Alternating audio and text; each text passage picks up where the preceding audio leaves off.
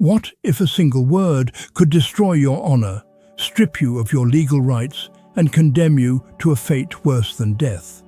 Among the Norse, that word was argr, a term so devastating, so loaded with contempt, that to be labelled with it was akin to social annihilation.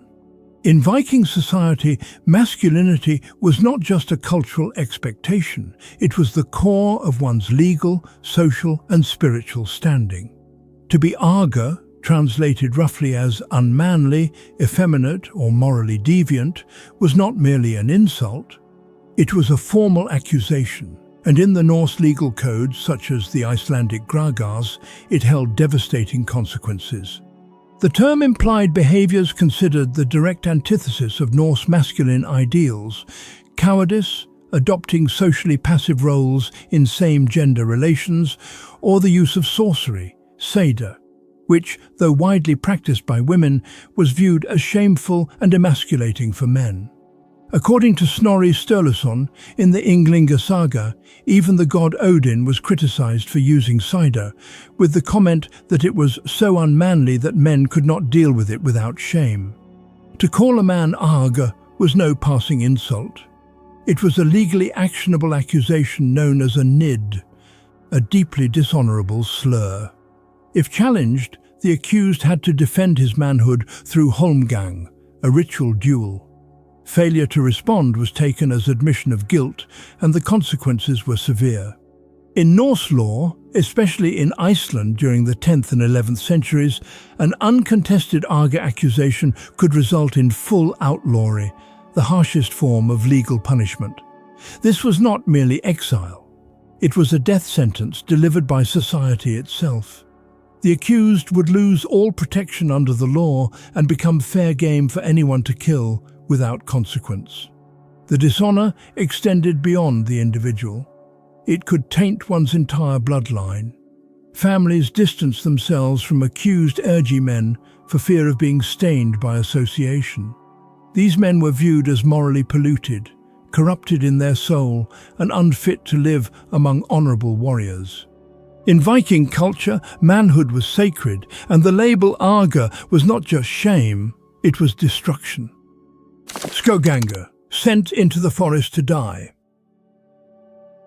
In Viking law, few punishments were as unforgiving as skóggangr, literally meaning going into the forest. But this was no poetic exile. It was a calculated form of social and legal execution. To be sentenced to skóggangr meant complete removal from the human world, stripped of rights, stripped of kinship, and left to perish beyond the boundaries of society. This punishment, recorded in the Grágás, Iceland's medieval legal code, was reserved for the most serious violations: manslaughter without compensation, sorcery, and, as seen before, being deemed argr if the charge went undefended. It rendered a man an útlagi, an outlaw. Outlawry came in two forms: lesser outlawry, fjorðbátsgarður, lasting 3 years, and full outlawry, skóggangr, which was permanent. The former allowed a man to return after his term, provided he committed no crimes in exile. The latter offered no such mercy. A man sentenced to skóggangr had to leave all settlements and inhabited areas. He was denied sanctuary in any household, forbidden from receiving aid from family or friends. He had no right to shelter, food, fire, or protection. Nor was he permitted to trade or interact with society in any form. If he attempted to return or was caught within civilized boundaries, anyone could kill him, without legal repercussion. He could not attend festivals, make sacrifices, or seek justice. He had become nidingur, a dishonored man, devoid of drengskapur, the Norse concept of honorable manhood. The sagas offer haunting glimpses into this punishment. In Grettis saga, the outlaw Grettir Asmundarson is condemned to the wilderness, where he survives for years in harsh isolation. His fate becomes a slow unraveling, of mind, of body, of soul. Few survived long in this state. The Norse landscape was harsh, dense woods, unforgiving winters, and wild predators. But even greater than the physical dangers was the weight of being forgotten. No rites would be performed for such a man, no songs sung.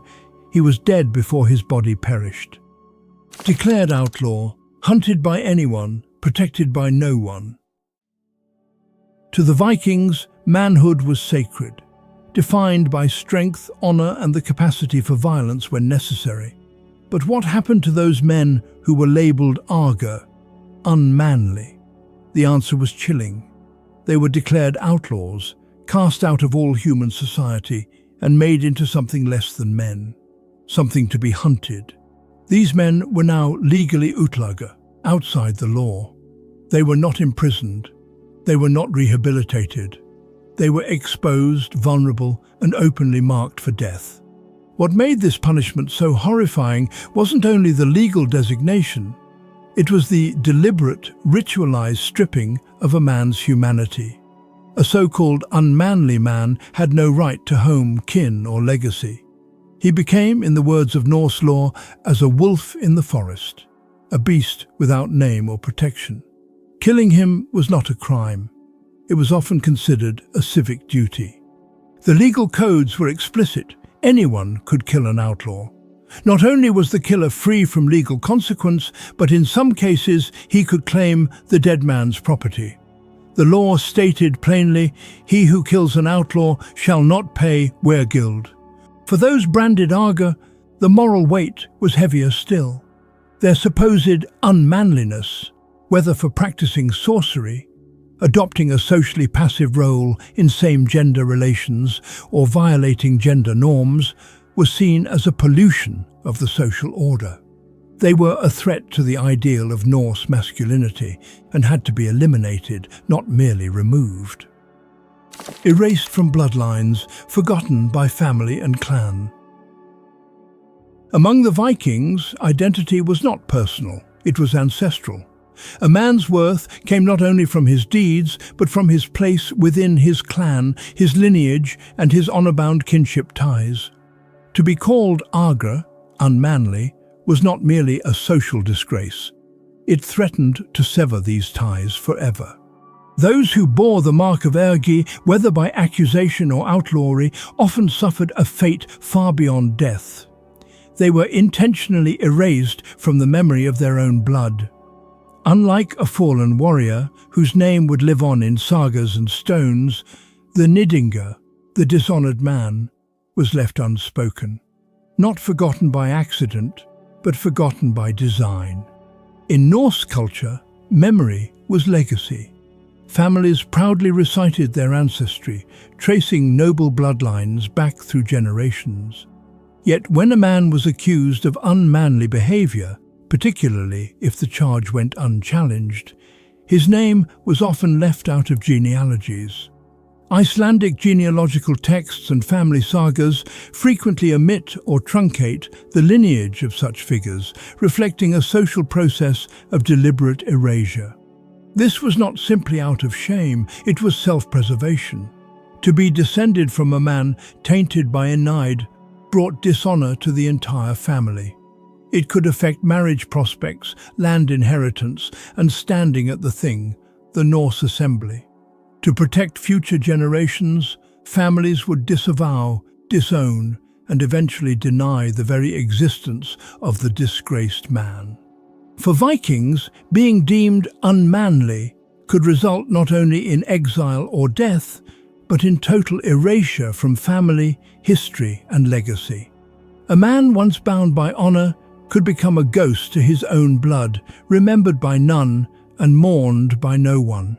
Condemning men as argr revealed the Norse urge to police honor by exile, outlawry, and oblivion, masculinity forged in cold iron. That judgment echoes when societies decide who merits protection and who may be cast out. Legends and law still yet shape gender, justice, and memory today. Which modern norms mirror Viking fear of unmanliness? Comment below with your reflections. As the Havamal warns, cattle die and kinsmen die, and so one dies oneself. But a noble name will never die if good renown one gets.